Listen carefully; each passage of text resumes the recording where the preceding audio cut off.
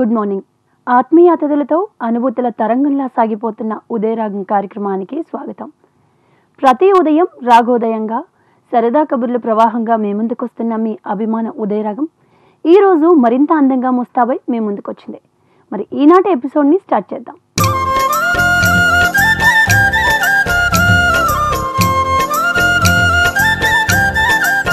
ఈరోజు తిథి నక్షత్ర వార వివరాలను తెలిపే శుభయోగంతో ఈనాటి ఉదయరాగం ప్రోగ్రాంని ఆరంభిద్దాం.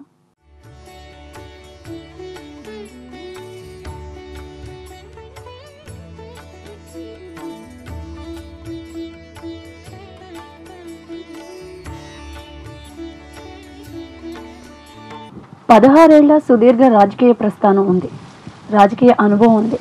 మరి రాజకీయ పరంగా ఎలాంటి ఒడిదుడుకులు ఉన్నప్పటికీ కూడా ప్రజలతో మమేకమైపోయి ప్రజలకు సేవ చేస్తూ అదే ప్రజల్లో తనకంటూ ఒక ప్రత్యేకమైన గుర్తింపు తెచ్చుకున్న 37వ వార్డు టీడీపీ అధ్యక్షులు గంకాల అప్పారావు గారు ఈనాటి మన ఉదయరాగానికి ఆత్మీయ అతిథిగా విచ్చేశారు. మరి ఆయన్ని పరిచయం చేసుకుందాం.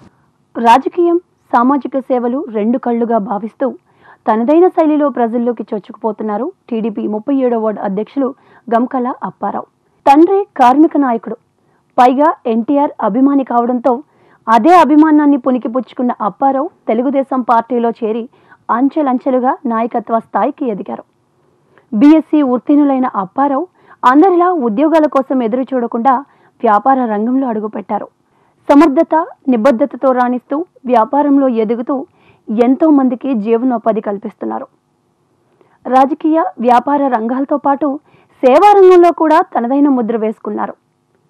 కళలన్నా, కళాకారులన్నా ప్రాణం పెట్టే ఈ యువనేత అన్నింటా తానై అంచెలంచెలుగా ఎదుగుతున్న గంకాల అప్పారావు ఈనాటి మన ఉదయరాగానికి ఆత్మీయ అతిథిగా విచ్చేశారు. నమస్తే అండి. నమస్తే. అప్పారావు గారు, మరి మీరు 3 సార్లు టీడీపీ అధ్యక్షుడిగా 37వ వార్డుకి ఎన్నికయ్యారు. ఇప్పుడు కూడా అదే పదవిలో కొనసాగుతున్నారు. అసలు రాజకీయాల్లోకి రావాలన్న ఆలోచన వెనుక మీకు ఇన్స్పిరేషన్ ఎవరైనా ఉన్నారా అండి? అవును, అన్న ఎన్టీ రామారావు గారు అంటే నాన్నగారికి చాలా అభిమానం, ప్రేమ. మరియు ఏంటంటే అన్న ఎన్టీ రామారావు గారు వచ్చిన తర్వాత మన ఆంధ్ర ప్రజలకి, అంటే ఆంధ్రులు అంటే ప్రపంచ దేశంలో కానీ మన భారతదేశంలో కానీ తెలుగువారు అంటే ఎవరికి కూడా తెలియదు. మనల్ని మద్రాసి వాళ్ళ అని అనేవారు. ఆయన వచ్చిన తర్వాత తెలుగు జాతికి ఒక ఉజ్వల భవిష్యత్తు తీసుకొచ్చాడు ఆయన. మరియు ఆయన ఏంటంటే రాజకీయ రంగ ప్రవేశం చేసిన తర్వాత బడుగు బలహీన వర్గాలకి రాజకీయం అనేది రుచి చూపించి ప్రజాసేవ చేయనందుకు ఆ వ్యక్తి ఇన్స్పైర్తోనే నేను తెలుగుదేశం పార్టీలోకి రావడం జరిగింది. ఓకే, మరి 1999లో మీరు రాజకీయాల్లోకి వచ్చారు.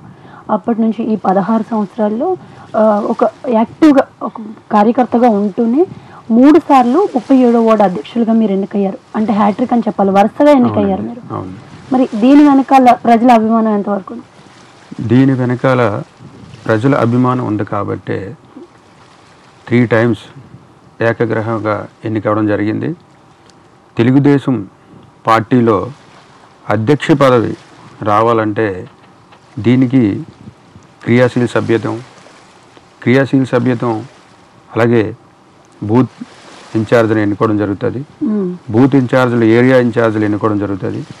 ఏరియా ఇన్ఛార్జెస్ అధ్యక్షులు ఎన్నుకోవడం జరుగుతుంది. ఇది చాలా పెద్ద ప్రాసెస్ తెలుగుదేశం పార్టీలో ఎన్నుకన్నది వార్డు అధ్యక్షులుగాన. కానీ 3 సార్లు ప్రజలు నాకు అవకాశం ఇచ్చారు. 3 సార్లు కూడా మేము, అందులో 2 సార్లు ప్రతిపక్షంలో ఉంటప్పుడు అవకాశం ఇచ్చారు. అలాగే ఈసారి మా ప్రభుత్వం రూలింగ్లో ఉన్నప్పుడు కూడా ఒకసారి నాకు అవకాశం ఇచ్చారు. కాబట్టి శ్రమించి ఈ 6 సంవత్సరాల నుంచి కూడా నేను ప్రజల ప్రతి కష్టంలో కూడా భాగస్వామిని ఉన్నాను. కాబట్టి వాళ్ళు గుర్తించి నాకు ఈ అవకాశం ఇచ్చారని చెప్తాను. మరి మీరు రాజకీయాల్లోకి వచ్చినప్పుడు తెలుగుదేశం ప్రభుత్వం ప్రతిపక్ష హోదాలో ఉంది, దాని తర్వాత కూడా ప్రతిపక్షంలోనే ఉంది, వరుసగా 2 సార్లు కాంగ్రెస్ పార్టీ గెలవడం జరిగింది. మరి ఇలాంటి పరిస్థితుల్లో ఉన్న పార్టీలోకి మీకు ఎందుకు రావాలనిపించింది?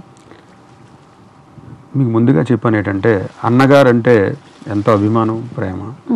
మరియు అలాగే మనకి రాష్ట్రాన్ని చూస్తే అన్నగారు మరణించిన తర్వాత కీలకమైన విషయం ఏంటంటే మంచి వ్యక్తి,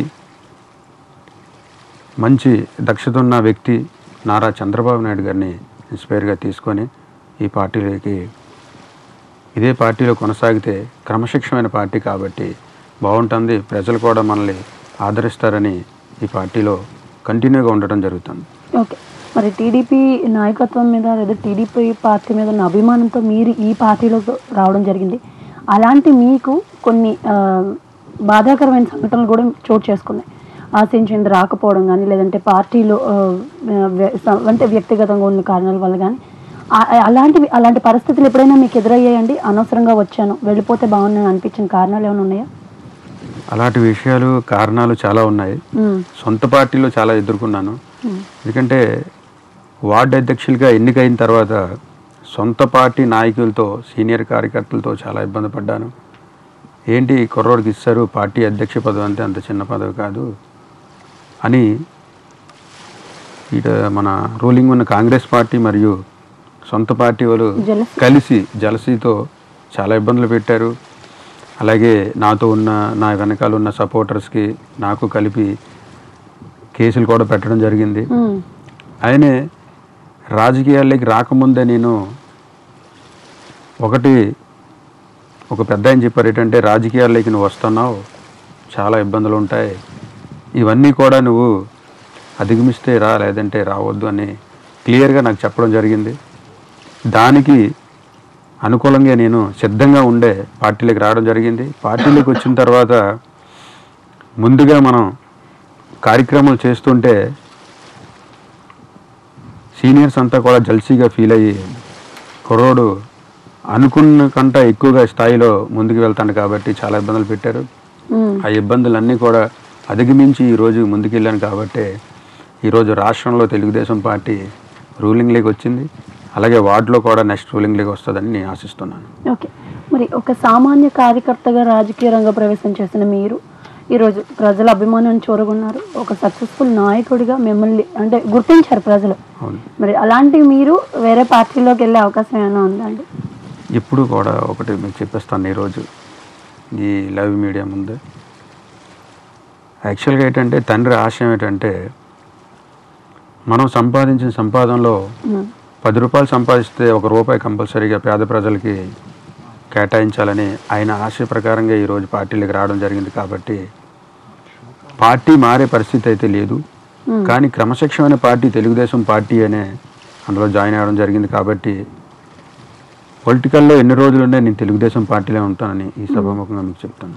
ఓకే, సరదాగా సాగిపోతున్న ఉదయరాగం కార్యక్రమంలో ఇప్పుడు ఒక చిన్న విరామం తీసుకుందాం. ఉదయరాగం కార్యక్రమానికి తిరిగి స్వాగతం.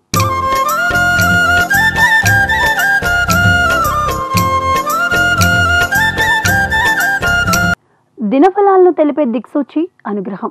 నేటి రాశి ఫలాలను మనకు అందించేందుకు శ్రీ శ్రీ శ్రీ లలితా త్రిపుర సుందరి పీఠం పీఠాధిపతి శ్రీ తటవర్తి అప్పలరాజు శర్మ గారిని ఆహ్వానిద్దాం. అనుగ్రహ ఫలాలను తెలుసుకుందాం.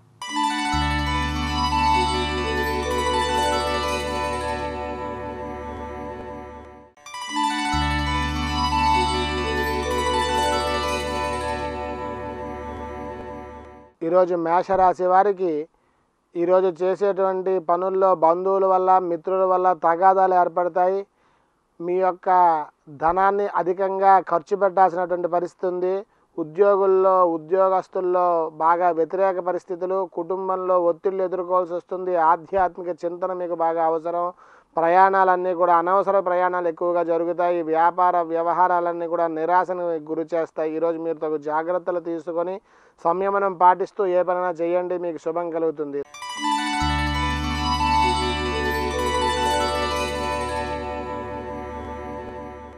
వృషభ రాశి వారు ఈరోజు రుణాలు చేయాల్సిన పరిస్థితి ఏర్పడుతుంది. ఆర్థిక పరిస్థితులు కూడా మీకు మందకొడిగా సాగుతాయి. ఇంటా బయట చికాకులు ఎక్కువగా ఏర్పడతాయి. బాగా వ్యయ ప్రయాసాలతో మీ జీవితం ఈరోజు సాగుతుంది. ఆధ్యాత్మిక కార్యక్రమాల్లో మీరు పాల్గొని తగినటువంటి స్వాంతనం చేకూర్చుకునే ప్రయత్నం చేస్తారు. సామాన్యంగా మీరు ఈరోజు మంచి ఫలితాలు సాధించాల్సిన పరిస్థితి ఉన్నప్పటికీ కూడా గ్రహస్థితి మీకు అనుకూలంగా లేకపోవడం వల్ల మీ ధైర్యం సన్నగిల్లేటువంటి పరిస్థితి ఉంది. ఈరోజు శివాలయంలో అభిషేకం చేసుకొని మీ ప్రయత్నాలు మొదలుపెట్టండి. శుభ ఫలితాలు మీకు కలుగజేస్తాయి.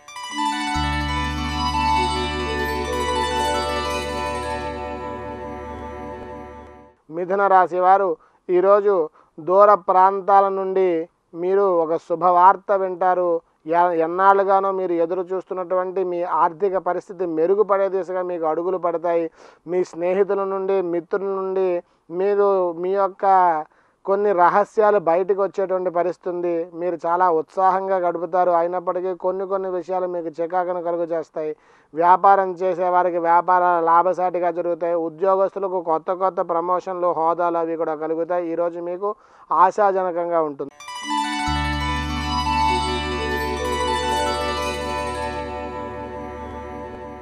కర్కాటక రాశి వారు ఈరోజు చాలా ఆనందంగా గడుపుతారు. విందులు వినోదాల్లో పాల్గొంటారు. వ్యవహారాల్లో జయం కలుగుతుంది. శుభకార్యాలు కలిసి వస్తాయి. బాకీలన్నీ కూడా మీకు వసూలవుతాయి. మీ సేవలకు గుర్తింపు లభిస్తుంది. ఆలయ దర్శనం చేయడం వల్ల చాలా మంచి ఫలితాలు మీరు పొందుతారు. వ్యాపారస్తులకు, ఉద్యోగస్తులకు ఈరోజు సంతృప్తికర ఫలితాలన్నీ కూడా ఈరోజు జరుగుతాయి.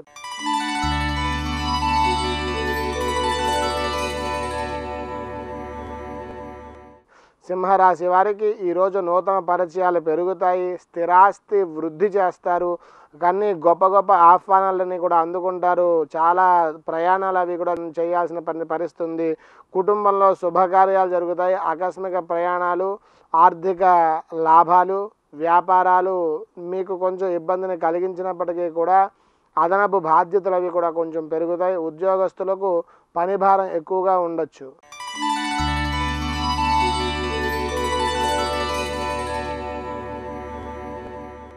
కన్యా రాశి వారికి ఈరోజు ఆశాజనకంగా ఉంటుంది. బంధువర్గాలతో కొంచెం తగాదాలు వచ్చేటువంటి అవకాశాలు అవి ఎక్కువగా ఉన్నాయి. మీ ఆలోచనల్ని స్థిరంగా ఉంచుకొని మీరు ఏ పని చేసినప్పటికీ కూడా మీకు కలిసి వస్తుంది. కొన్ని బాధ్యతలు ఎక్కువగా పెరుగుతాయి. వ్యాపారాలు నిరుత్సాహంగా జరుగుతాయి.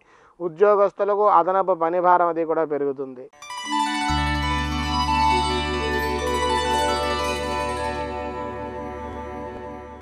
తులారాశి వారికి ఈరోజు కొత్త వ్యక్తుల పరిచయాలు ఏర్పడతాయి. శుభవార్తలు వింటారు.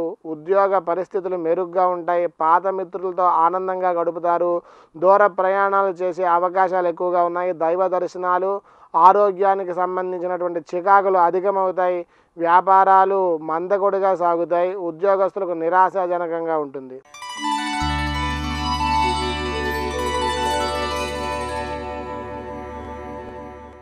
వృశ్చిక రాశి వారికి ఈరోజు కుటుంబ సభ్యులతో వివాదాలు వచ్చే అవకాశం ఉంది. శ్రమపడ్డ ఫలితం కనిపించదు. ఆస్తి వివాదాలు ఎక్కువగా కలిగే అవకాశం ఉంది. ఆర్థిక విషయాలు నిరాశకు గురి చేస్తాయి. అనారోగ్యం, వ్యాపారాలు మీకు బాగా చికాకుని కలుగజేస్తాయి. ఎక్కువగా అనారోగ్యం కలిగే పరిస్థితి ఉంది. వ్యాపార ఉద్యోగాల్లో మార్పులు చోటు చేసుకుంటాయి.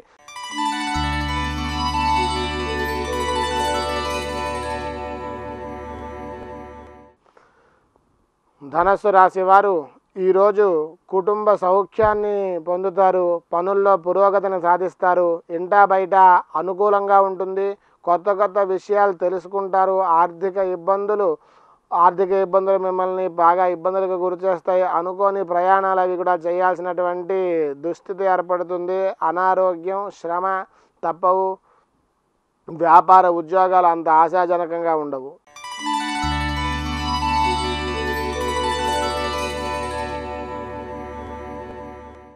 మకర రాశి వారికి ఈరోజు శుభవార్తలు వినేటువంటి అవకాశాలు ఎక్కువగా ఉన్నాయి. ఆర్థిక పరిస్థితి మెరుగ్గా ఉంటుంది. కొన్ని సమస్యలు తీరుతాయి. వ్యవహారాలు సాఫీగా సాగుతాయి. కుటుంబ సభ్యులతో మాట పట్టింపులు వచ్చే అవకాశం ఉంది. ఆరోగ్య సమస్యలు మిమ్మల్ని ఇబ్బందులకు గురి చేస్తాయి. దైవ దర్శనాలు చేయడం మంచిది. వ్యాపార ఉద్యోగాలు ఆశాజనకంగా ఉంటాయి.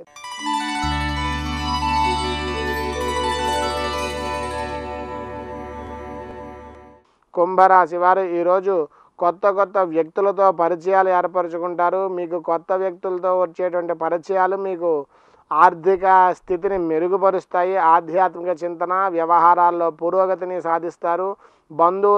కొత్త బంధువుల్ని కలుసుకుంటారు. వ్యయ ప్రయాసలు మీకు అధికమవుతాయి. మిత్రుల నుంచి ఒత్తిడి పెరుగుతుంది.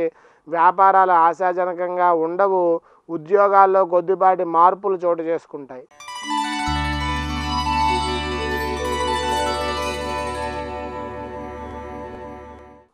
మీనరాశి వారికి ఈరోజు కొత్త ఉద్యోగ ప్రయత్నాలు సానుకూలంగా స్పందిస్తాయి. సంఘంలో గౌరవం పెరుగుతుంది. వస్తు లాభం కలుగుతుంది. స్థిరాస్తిని వృద్ధి చేసే దిశగా అడుగులు కలుగుతాయి. దేవాలయ సందర్శన భాగ్యాలు, శుభకార్యాల్లో పాల్గొనేటువంటి విషయాలు కూడా జరుగుతాయి. మిత్రుల సహాయ సహకారాలు అందుతాయి. వాహన యోగం కలుగుతుంది. ముఖ్యమైనటువంటి నిర్ణయాలు తీసుకుంటారు. వ్యాపార ఉద్యోగాలు సంతృప్తికరంగా ఉంటాయి. శుభమస్తు.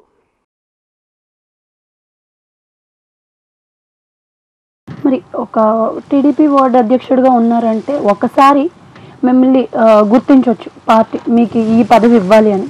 కానీ మిగతా 2 సార్లు మీరు చేసిన సేవలు, మీరు చేసిన అభివృద్ధి పనుల మీద మాత్రమే మిమ్మల్ని గుర్తించడం జరుగుతుంది. మీరు వచ్చిన తర్వాత మీ హయాంలో ఎట్లాంటి మార్పులు జరిగాయి 37వ వార్డులో?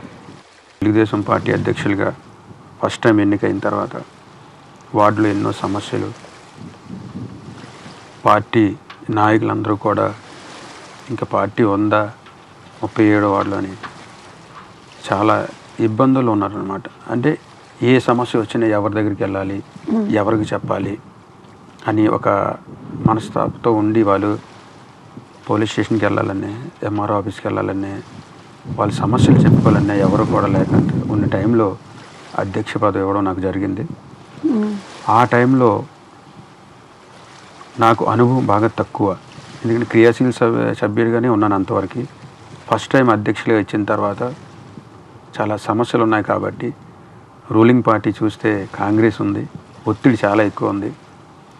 అలాగే ఒత్తిడి ఉంటుండగా కూడా సొంత పార్టీలో కూడా చాలా ఒత్తిడి ఉంది. ఎందుకంటే సీనియర్ నాయకులు, నాకంటే మోస్ట్ సీనియర్ నాయకులు అంతా కూడా ఉన్నారు కానీ పార్టీని వదిలేశారు.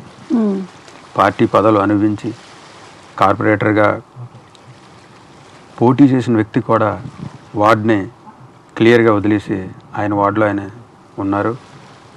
అదే టైంలో పార్టీ బాధ్యతలు అప్పచెప్పింది. అప్పచెప్పిన కాడి నుంచి కూడా నేను చాలామంది విమర్శలు చేశారు. ఈ కుర్రోడు చేయగలడా, ఎలా చేయగలడు, ఈయన ఉన్న ఇందిరానగర్ 3 ఏరియా తప్పించి మిగతా ఏరియాలు కూడా ఏవి కూడా సరిగా తెలియదు. వార్డులో సుమారు 27 ఏరియాలు ఉన్నాయి. ఆ ఏరియాని టోటల్గా ఎలా లీడ్ చేస్తాడని డిస్కస్ చాలా చేశారు. కానీ నేను దానికి ఏం చేశానంటే, ఎవరైతే చెప్పారో మైనస్గా చెప్తున్నారు అవన్నీ కూడా ప్లస్గా తీసుకొని, నాకు వార్డు అంతా తెలియదు కదా, నేను తెలుసుకోవాలి కంపల్సరీగానా, ఎందుకు నాకు తెలియకూడదు, తెలియాలి, నేను వార్డు అధ్యక్ష అయ్యాను కాబట్టి అని. అక్కడి నుంచి నేను ఒక్కొక్క ఏరియా ద్వారా ప్రెసిడెంట్లు, సెక్రటరీలు కూడా పిలిచి వాళ్ళ సమస్యలు తెలుసుకొని ఏరియా వైజ్గా అలాగే వినాయక చవితి రాగానే వినాయక చవితికి అట్రాక్ట్ అవ్వడం, అలాగే ఏ పండుగ వచ్చినా ఏది వచ్చినా స్లోగా సీనియర్ కార్యకర్తలతో కూడా ఒక సమావేశం ఏర్పాటు జరిపాను సీక్రెట్గా. అసలు సమస్య ఇంత ఎక్కువగా ఉంది కదా అంటే, వాళ్ళు కూడా మనకు పార్టీ ఇంకా 37లో ఉందా, తెలుగుదేశం పార్టీ సొంత పార్టీ వాళ్ళే ఉందా, ఇంకానా మీరేం చేయగలరు, చిన్న కుర్రోళ్ళు ఇంకా ఏం చేయలేరు, మీరు రాజశేఖర రెడ్డి గారు సీఎంగా ఉన్నారు, అలాగే మనకి వెంగళరావు కార్పొరేటర్గా ఉన్నారు, మీరు ఏం చేయగలరు, అనవసరంగా పార్టీ పెద్ద బాధ్యత మీరు తీసుకున్నారు అని చెప్పడం జరిగింది. పర్వాలేదు అన్న, నేను చేస్తాను, చూడండి, పోనీ ట్రై చేద్దాం, పార్టీని బలోపేతం చేద్దాం, ప్రతిపక్షంలో ఉంది కాబట్టి ఈరోజే మనం కష్టపడి మళ్ళీ 37వ వార్డు ఒకప్పుడు కంచుకోటగా ఉన్న తెలుగుదేశం పార్టీ వేరే పార్టీకి ఇదవుతుంది కాబట్టి మనం కంపల్సరీ కష్టపడి ముందుకు తీసుకెళ్దాం అంటే చాలామంది చాలా మాటలు ఆడడం జరిగింది, ఇవన్నీ చేయడం జరిగింది. కాబట్టి అండ్ నేను కూడా దాన్ని ప్రెస్టేజ్గా తీసుకొని హార్డ్ వర్క్ చేస్తూ ప్రతి వ్యక్తిని పలకరిస్తూ స్టార్టింగ్ నుంచి సమస్యల మీద వెళ్ళడం స్టార్ట్ చేశాను. నేను వార్డులో శానిటేషన్ సమస్య మోస్ట్ ఇంపార్టెంట్, కొండవాళ్ళ ప్రాంతాలు కాబట్టి 37వ వార్డు శానిటేషన్ సమస్య చాలా ఎక్కువ ఉంది. ఎక్కడ చూసినా కాలువలు బీభత్సంగా బ్రోక్ అయిపోయి ఉన్నాయి. దాని తర్వాత దాన్ని క్లీన్ చేసిన వాళ్ళు కూడా ఎవరు లేరు. ఉమ్, శానిటేషన్ వర్కర్స్ కూడా కాంగ్రెస్ హయాం కాబట్టి కార్పొరేటర్సు మరియు ఎమ్మెల్యేలు ఈ వర్కర్స్ని సొంత పనులకి, వార్డు సమస్యలు పక్కన పెట్టి సొంత పనుల కోసం వాళ్ళ ఇంట్లో వర్కర్స్గా యూజ్ చేయడం స్టార్ట్ చేశారు వీళ్ళు. అలాగే సుమారు 49 మంది వార్డులో శానిటేషన్ వర్కర్స్ ఉన్నారు. కానీ వాళ్ళు ప్రజెంట్ మట్టికి రోజుకి 20 మెంబర్స్ 15 మెంబర్సే వచ్చి రావడం జరిగేది. ఉమ్, స్టార్టింగ్ నేను శానిటేషన్ మీద దృష్టి పెట్టి టోటల్గా 27 ఏరియాలు కూడా పాదయాత్ర చేశానండి. నేను ఉమ్, పాదయాత్ర చేసి సమస్యలన్నీ కూడా ఎవ్రీడే పత్రికల ద్వారా, లైవ్ మీడియా ద్వారా ప్రజల్లోకి తీసుకెళ్ళడం జరిగింది. ఎక్కడ సమస్య ఉంటే ఆ సమస్యని సొంత నిధులతో పని స్టార్ట్ చేయడం జరిగింది. ఓకే. మరి రాజకీయ పరంగా ఇంత సక్సెస్ఫుల్గా వెళ్తున్న మీరు ఇప్పుడు 3 సార్లు వార్డు అధ్యక్షుడిగా పోటీ చేసిన అనుభవం మీకు ఉంది. ఇప్పుడైతే అప్పట్లో వేలెత్తి చూపించడానికి లేదు. మరి అలాంటి మీరు రాబోయే జీవీఎంసీ ఎన్నికల్లో పోటీ చేసే అవకాశం ఉందండి? కంపల్సరీగా ఆశిస్తున్నాను. ఎందుకంటే పార్టీ కోసం కష్టపడి, ప్రతిపక్షంలో కష్టపడి, ఆ రోజు ఒక ధర్నా చేయాలంటే మినిమం 100 పీపుల్స్ మనకు అవసరం. ఉమ్, అదే టైంలో ఎవరిని పిలిచిన అమ్మ రామ్మ ఇలాగ ఇంటి పన్ను బాగా మనకి చాలా ఎక్కువ పెంచారు కదా, దానికోసం ధర్నాకి వెళ్ళాలి మీరు రండి అంటే ఎవరో కూడా ముందుకు వచ్చేవారు కాదు, భయపడిపోయారు. అవగాహన లేదు. అలా. పార్టీ జెండా పట్టుకోవాలంటే భయపడేవారు. అలాంటప్పుడు కూడా కమర్షియల్గా ఉన్నాం కాబట్టి కొన్ని సొంత నిధులతో చేకూర్చి వాళ్ళకి ఇవ్వడం జరిగింది. వాళ్ళు తీసుకెళ్ళి సక్సెస్ చేసాం కాబట్టి ప్రతిపక్షంలో చాలా కష్టపడ్డామండి. కంపల్సరీగా మేమైతే కార్పొరేషన్ ఎన్నికల్లో టికెట్ ఆశిస్తున్నాం. ఓకే. మరి రాజకీయ పరంగా అడుగులు వేశారు. కేవలం రాజకీయ పార్టీ అయిన టీడీపీ మీద అభిమానంతో, రామారావు గారి మీద అభిమానంతో. మీ కుటుంబం పరంగా చూసుకుంటే ఎవరికైనా రాజకీయ ఇది ఉందండి, నేపథ్యం ఉందా అండి? కుటుంబ పరంగా అయితే రాజకీయ నేపథ్యం లేదు. తండ్రి గారు స్టీల్ ప్లాంట్ జాబ్ చేసేవారు, అందులో ట్రేడ్ యూనియన్లో లీడర్గా పనిచేశారు ఆయన. కానీ ఏంటంటే ఆయన ఒక ఆశ ఉండేదండి, మా పెద్ద అబ్బాయి కంపల్సరీ రాజకీయాల్లో వెళ్ళాలి, ఎదగాలి, కొంతమందికి సేవ చేయాలని మట్టుకు ఉండేది. దాని ప్రకారంగా నేను రాజకీయాల్లోకి రావడం జరిగిందండి. ఓకే. మరి మీరు ఇప్పుడు రాబోయే అంటే 16 సంవత్సరాల క్రితం మీరు ఎలాంటి పరిస్థితుల్లో రాజకీయాల్లోకి వచ్చారో ఆ పరిస్థితులు ఇప్పుడు లేవు. ఇప్పుడు టోటల్గా కమర్షియల్ అయిపోయి పాలిటిక్స్ అంటే ఎవరికి డబ్బులు ఉంటే వాళ్ళకి టికెట్ ఇవ్వడం ఇట్లాంటివి జరుగుతున్నాయి. అసలు ఎలాంటి మార్పులు వస్తే పేదలకి కొంచెం సేవ చేసే అవకాశం ఉంటుంది అని మీరు అనుకుంటున్నారు? పార్టీ విషయంలో 100% పార్టీ సర్వే ఉంటుంది కంపల్సరీగా. కానీ మీరు చెప్పినట్టుగా కొన్ని అవకతవకలు జరిగే అవకాశాలు ఉంటాయి. కానీ ఈ టైంలో రాష్ట్రం విడిపోయింది, ప్రజలందరూ కూడా బాబు గారు రావాలి, నవ్య ఆంధ్రప్రదేశ్కి పిల్లల భవిష్యత్తు కోసం కానీ, రాష్ట్ర భవిష్యత్తు కోసం కానీ బాబు గారి మీద ఎన్నో ఆశలు పెట్టుకున్నారు కాబట్టి ఆయన కంపల్సరీగా రైట్ డిసిజన్ తీసుకుంటారని నేను ఆశిస్తున్నాను. ఓకే. మరి చాలా రోజుల తర్వాత అధికార పగ్గాలు చేపట్టింది మీకు. ప్రధాన ప్రతిపక్షం ఏదైతే ఉందో అది సరిగా ప్రత్యేక ప్యాకేజీలు తేవడం లేదని కానీ, లేదంటే అది సరిగా చేయట్లేదని కానీ చాలా విస్తృతంగా పోరాటాలు చేస్తున్నారు మీ మీద. మరి అలాంటి సిచ్యువేషన్స్ వచ్చినప్పుడు మీరు మాట్లాడాల్సి వస్తే ఎలా మాట్లాడతారు? ఈరోజు కాంగ్రెస్ పార్టీ కానీ, అలాగే పిల్ల కాంగ్రెస్ కానీ, అంటే వైఎస్ఆర్ కాంగ్రెస్ కానీ, ఈరోజు ఆంధ్రప్రదేశ్ని సర్వనాశనం చేసిన పార్టీ ఈ 2 పార్టీలే. ప్రజలందరికీ తెలుసు. మీరు అన్నారు ఈరోజు రాజకీయాలు డిఫరెంట్గా ఉన్నాయని. కానీ ఒకటి మనం గుర్తించాలి ఏంటంటే, మొన్న ఎలక్షన్లో మనం చూసాం, యువత మరియు ఎడ్యుకేషన్ పీపుల్స్ అంతా కూడా ముందుకు వచ్చి ఓటింగ్ చేయడం జరిగింది. వాళ్ళందరూ కూడా గమనిస్తున్నారు. ఈరోజు చంద్రబాబు నాయుడు గారు 65 సంవత్సరాల్లో మినిమం 24 అవర్స్లో 20 అవర్స్ అయినా పూర్తిగా రాష్ట్ర ప్రయోజనాల కోసమే ఆయన ఈరోజు విదేశీ పర్యటన కానీ, అలాగే మన రాష్ట్రంలో మీరు చూసారు మంచి ప్రాజెక్టులు, ఎన్నో ప్రాజెక్టులు ఆయన తీసుకొస్తారు. అలాగే విశాఖపట్నంకి వస్తే మనం చూస్తే విశాఖపట్నానికి రైల్వే జోన్, అలాగే మెట్రో రైల్, సినీ పరిశ్రమ, ఐటీ పరిశ్రమ మరియు హెల్త్, ఇవన్నీ కూడా విశాఖపట్నానికి ఎంతో తీసుకొచ్చారు. కాబట్టి ప్రజలందరూ కూడా గుర్తించి, ఆ రోజు మనందరికీ తెలుసు, ప్రపంచ దేశంలో చాటి చెప్పిన హైదరాబాద్ ఆయనే దాన్ని రూపకల్పన చేశారు. కాబట్టి సేమ్ టు సేమ్ నవ్య ఆంధ్రప్రదేశ్ని కూడా అలా తయారు చేస్తారు. అందులో ఎటువంటి డౌట్ లేదు. మినిమం 15 years వరకు తెలుగుదేశం పార్టీ రూలింగ్లో ఉంటుందని నేను ఆశిస్తున్నాను. Okay, take a short break in Uday Ragam. Welcome back to Uday రాగం.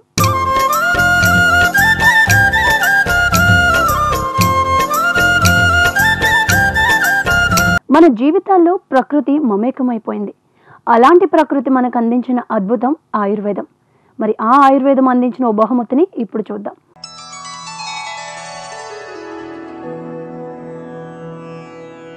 5 గ్రాముల అల్లం, 1 గ్రాము సైంధవ లవణం కలిపి ప్రతిరోజు ఉదయం సాయంత్రం తినే నెడల కడుపుబ్బరం హరించును. మరి మొన్న అనౌన్స్ చేసిన స్మార్ట్ సిటీలో విశాఖ ఫస్ట్ ప్లేస్లో ఉందండి, Visakhapatnam.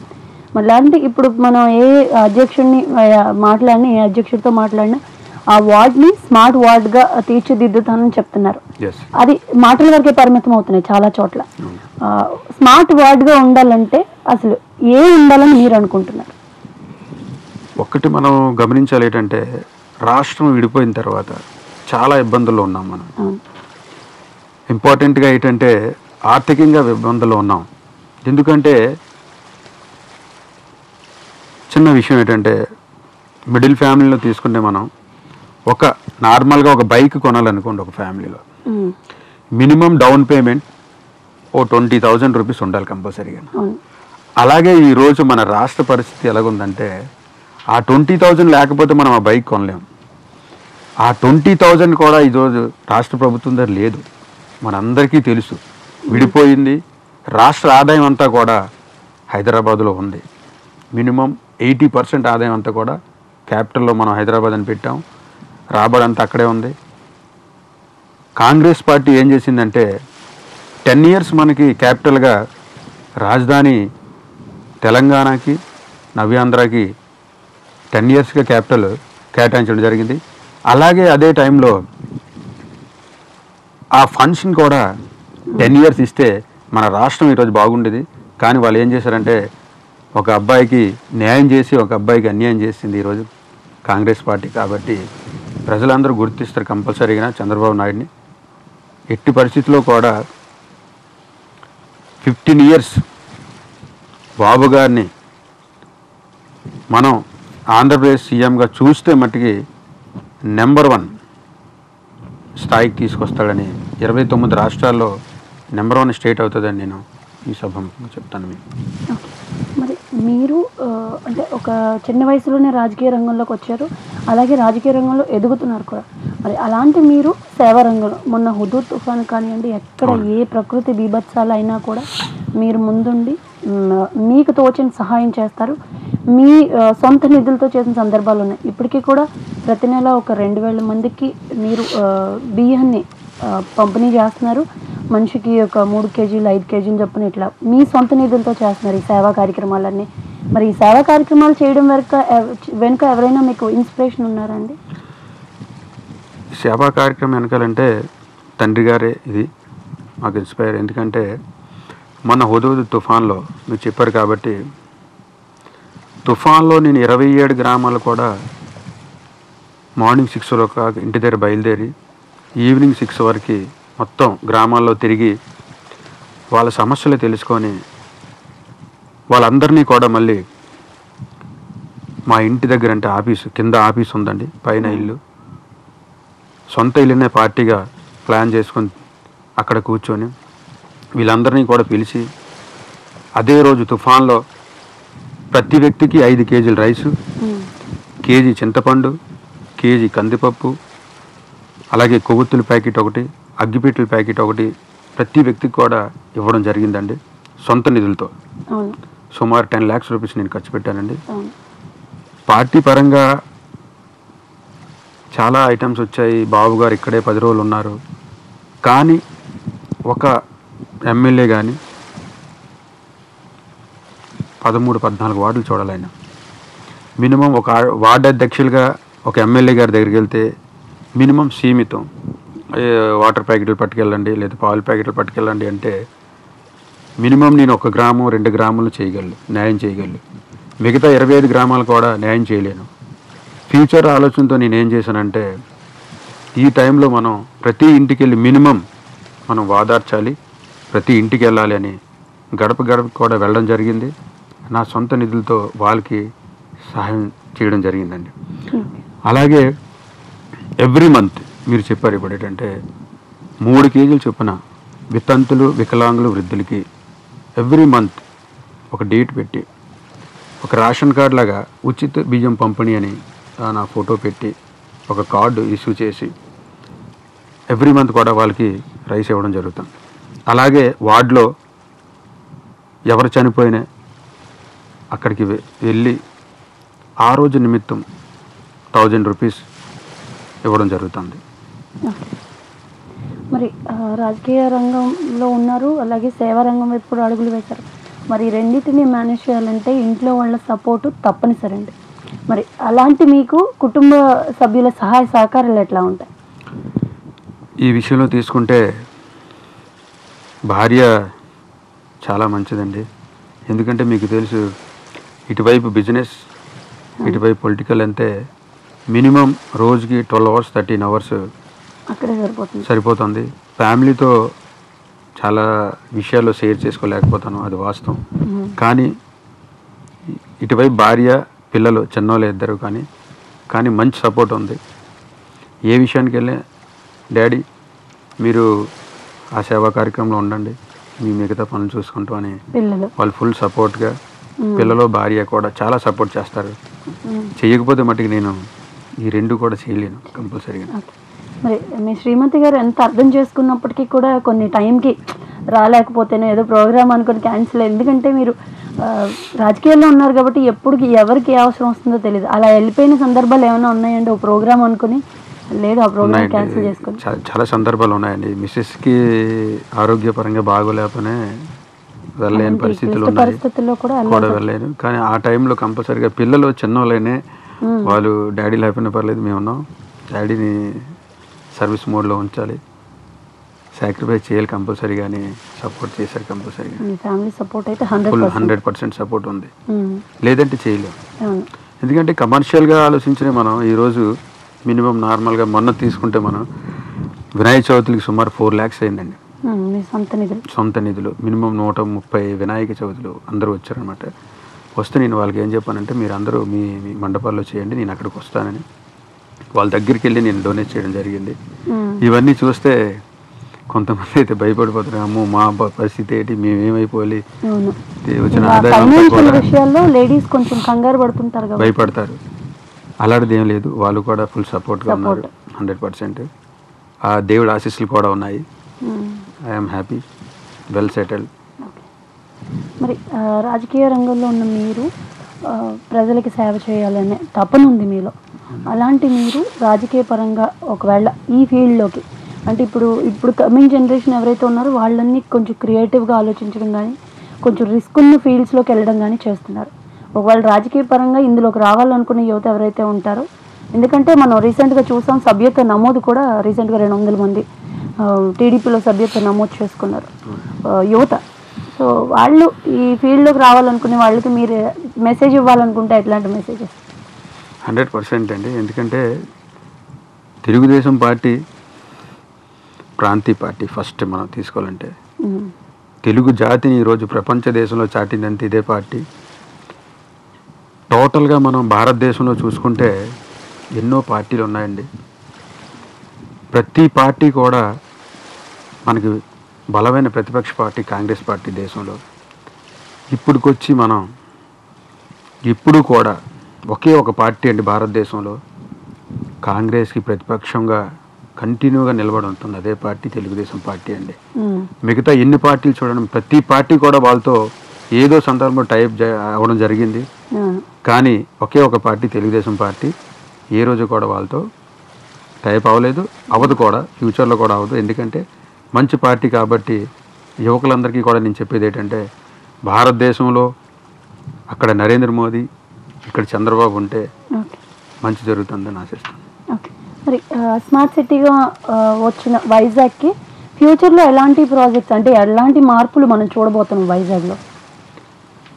Smart city first of all ఏంటంటే నేను నరేంద్ర మోదీ గారికి ధన్యవాదాలు చెప్తాను. ఎందుకంటే భారతదేశంలో విశాఖపట్నాన్ని ఆయన అమెరికాలో ప్రకటించడం జరిగింది స్మార్ట్ సిటీగా విశాఖపట్నాన్ని రూపొందించాలని. ఎందుకంటే ఆయనకి కూడా తెలుసు ప్రజలు మెయిన్ ఇంపార్టెంట్ ఏంటంటే యువత, ఎడ్యుకేషన్ పీపుల్ అంతా కూడా విశాఖపట్నంలో ఆయన పంపించిన ఎంపీ గారిని భారీ విజయంతో పంపించారు ఆయన్ని. కాబట్టి ఆయన గుర్తించి మన విశాఖపట్నానికి స్మార్ట్ సిటీగా ప్రకటించడం జరిగింది. కాబట్టి విశాఖపట్నంలో స్మార్ట్ సిటీ అంటే అంత ఈజీ కాదండి. ఎందుకంటే స్లమ్స్ చాలా ఎక్కువ ఉన్నాయి. అవును. ఇవన్నీ అధిగమించాలంటే మినిమం 10 years. ఎందుకంటే స్మార్ట్ సిటీ చాలా ఇన్స్ట్రక్షన్స్ ఉన్నాయి, అవన్నీ పాటించాలి. పాటిస్తూ అధికారులు కంటిన్యూగా వర్క్ చేయాలి, దీని మీద శ్రద్ధ చూపించి వర్క్ చేయాలి. చేస్తూ ప్రజల మీద కొంత భారం కూడా పడుతుందండి. ఎందుకంటే వాటర్ ట్యాక్స్ అనగా, ఇంటి పన్ను అనగా ఇవన్నీ ఇబ్బందులు ఎదురవుతాయి. అలాగే డీజిల్ కానీ, పెట్రోల్ కానీ,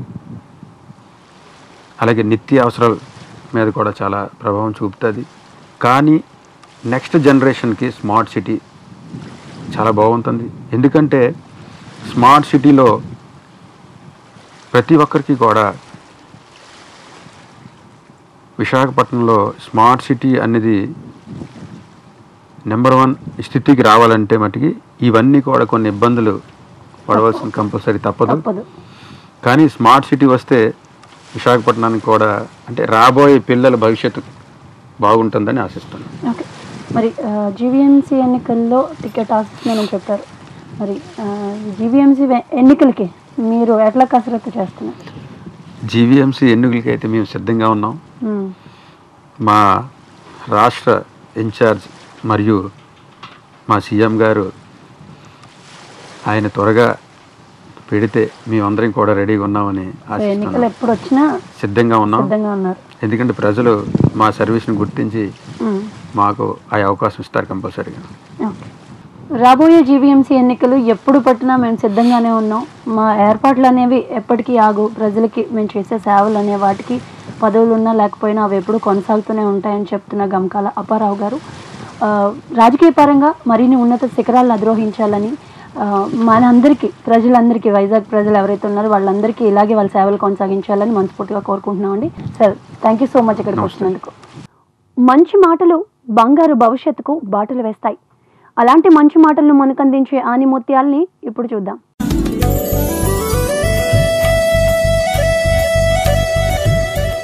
కాలాన్ని వృధా చేయకు, కాలాన్ని సద్వినియోగం చేసుకో. ఎందుకంటే క్రమశిక్షణ కలిగిన జీవితంలో కాలమే డబ్బు. మోక్షగుండం విశ్వేశ్వరయ్య. విశిష్ట అతిథులతో విభిన్నంగా కొనసాగుతున్న ఈనాటి ఉదయరాగం వీక్షించిన మీకు కృతజ్ఞతలు తెలుపుతూ ఈనాటి కార్యక్రమాన్ని ఇక్కడితో ముగిస్తూ మరో ఎపిసోడ్లో మళ్ళీ కలుద్దాం. అంతవరకు సెలవు. నమస్కారం.